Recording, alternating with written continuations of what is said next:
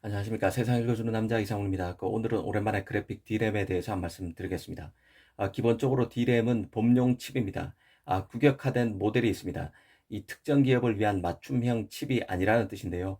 그래서 메모리 강자인 삼성과 주로 고객에 특화된 칩을 만드는 TSMC 등 파운드리는 결이 다릅니다.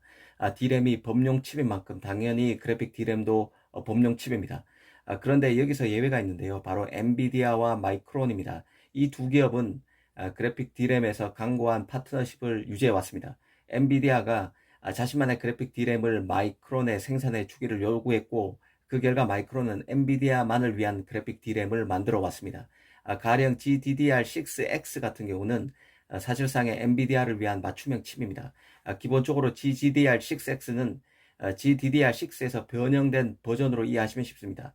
GDDR6와 동일한 플랫폼을 사용하지만 더 빠른 데이터 전송 속도와 더 높은 대역폭을 제공하기 위해서 일부 공정이 살짝 다릅니다.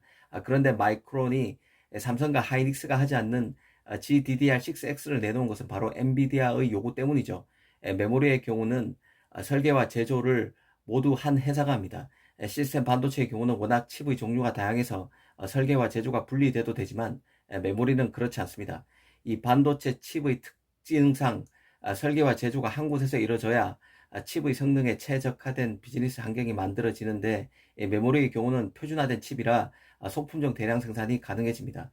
기본적으로 대량 생산에 따른 원가 생산 경쟁력이 중요하기 때문에 설계하는 회사 따로, 제조하는 회사 따로면 시장 경쟁력이 사라집니다. 그래서 칩을 파운드에 맡기지 않고 직접 만듭니다. 아무래도 칩의 설계 난이도도 시스템 반도체보다는 낮은 점도 이런 환경 구축에 한몫하고 있습니다. 하지만 그래픽 D램에서 팹리스인 엔비디아와 메모리 업체인 마이크론에서 보듯 그 메모리도 조금씩 성격이 달라지고 있음을 직감할 수 있게 됩니다. 사실 오늘 이 얘기를 다시 꺼낸 것은 일전에 삼성이 차세대 GPU용 그래픽 D램인 GDDR6를 협력사에 샘플링하기 시작했다는 소식을 전해드린 적이 있습니다.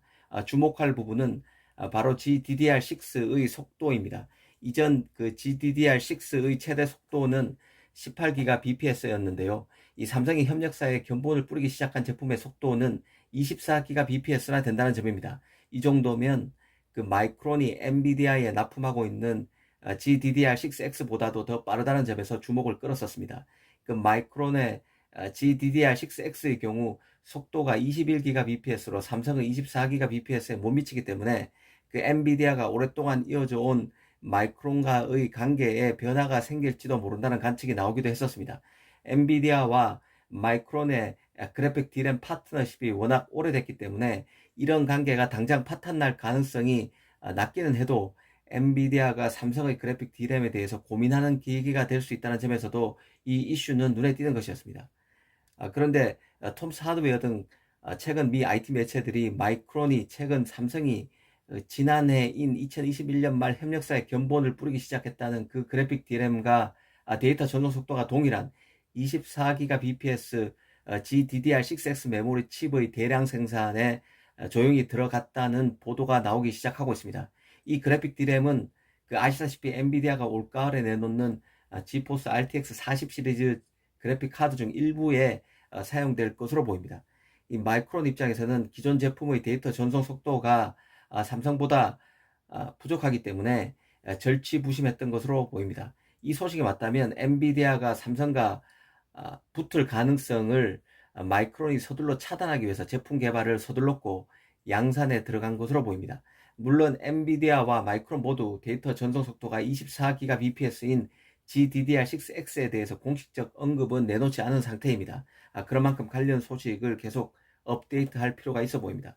이 기본적으로 그래픽 D램은 높은 데이터 전송 속도와 낮은 전력 소비를 요구하기 때문에 설계가 더 어렵습니다. 이 과거만 해도 그래픽 D램은 적용 분야가 그래픽 카드에만 한정돼 왔습니다. 하지만 이제는 대부분 차세대 사업 분야에서 꼭 필요한 반도체가 그래픽 D램입니다. 삼성, 하이닉스, 마이크론 등 D램 빅3 외에는 접근하기 어려운 쪽이 바로 그래픽 D램이기도 합니다. 앞으로 점점 게임 화질이 높아지고 고사양 게임기가 출시되고 있기 때문에 GDDR6 수요는 갈수록 늘어날 것입니다. 마치 CPU 경쟁에서 이기기 위해서 인텔, AMD 등 프로세서 업체들이 더 나은 D램, 최신 D램을 탑재하는 것처럼 GPU 경쟁에서도 이 경쟁에서 이기기 위해서 엔비디아, AMD 등은 가장 최신 그래픽 D램, 그리고 자신의 GPU의 품격과 성능을 담보할 수 있는 그래픽 D램을 탑재하기 위해서 혈안입니다. 구도만 놓고 보면 엔비디아 마이크론 연합 대 AMD와 삼성 연합으로 진영이 짜여진 것도 흥미롭습니다. 다양한 관점에서 이번 그래픽 D램 이슈를 살펴볼 필요가 있다는 생각이 듭니다.